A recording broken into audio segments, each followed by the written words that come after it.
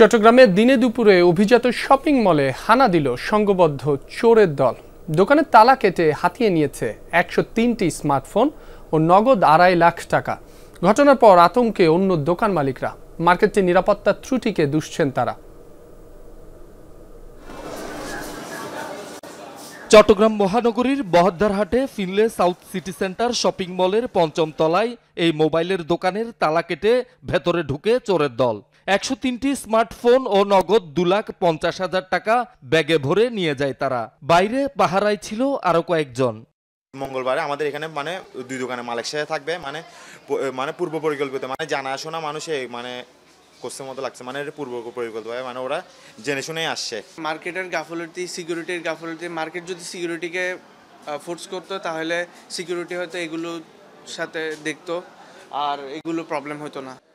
মঙ্গলবার সকালে দোকান খোলার কিছুক্ষণ আগে 10:30টার দিকে অর্থাৎ দিনে দুপুরে অভিজাত মার্কেটে এমন চুরির ঘটনায় বিস্মিত পুরো মার্কেটের ব্যবসায়ীরা।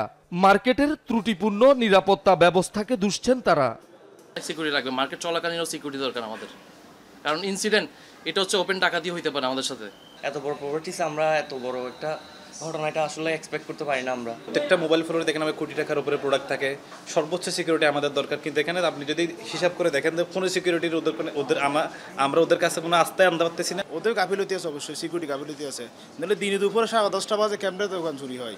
চুরি নেই রুটি হিসাব করতে গেলে এটা ডাকাতি। একটা দোকান ওদের আন্ডারে রেখে যাব, এতগুলো প্রোডাক্ট রেখে যাব, যদি সকাল টাইম আসি যদি প্রোডাক্টগুলো নাই ওই ড্রাইভার নিবে কে?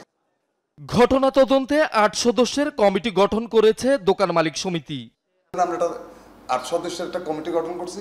ওটার পরে ওটা যখন রিপোর্ট দেবে তখন আমরা বুঝতে পারবো যে আমাদের কোনো ল্যাব ছিল কিনা বা ঘাটতি ছিল কিনা। এই ঘটনায় 5 লাখ থানায় মামলা হলেও ধরা পড়েনি কেউ। অ্যানালাইসিস করে আমরা দেখেছি যে এগুলা অজ্ঞাতই, এগুলাকে আমরা এই অঞ্চলের যারা আমাদের যে সোর্স আছে সোর্সগুলোও আইডেন্টিফাই করতে পারতেছে না।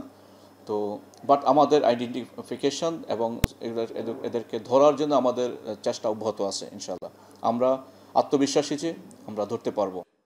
শহীদুল সুমন, যমুনা নিউজ, চট্টগ্রাম।